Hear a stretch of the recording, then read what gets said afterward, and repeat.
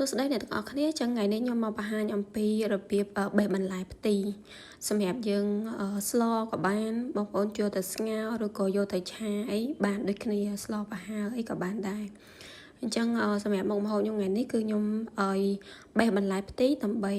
ស្លប្រហើរជាមួយនឹងននោងអញ្ចឹងរបៀបក្នុងការបេះបន្លែគឺពេលបងប្អូនទិញមកពីផ្សារបងប្អូនយកមកដល់គេកាច់ហើយស្រាប់អញ្ចឹងបងយកមក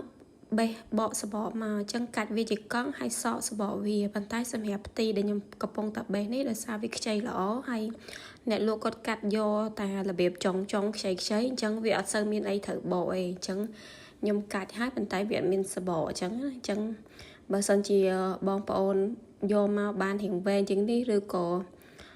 របៀបថារៀងចាស់ជាងនេះបកទៅវាមានអាចសបកសអ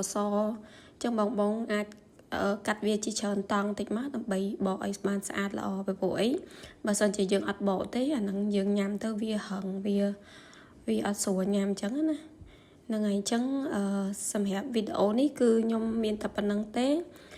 ដើម្បីតាមដានវីដេអូបន្តសូមជួយ Subscribe Channel ខ្ញុំម្នាក់មួយអរគុណជួបគ្នាវីដេអូក្រោយ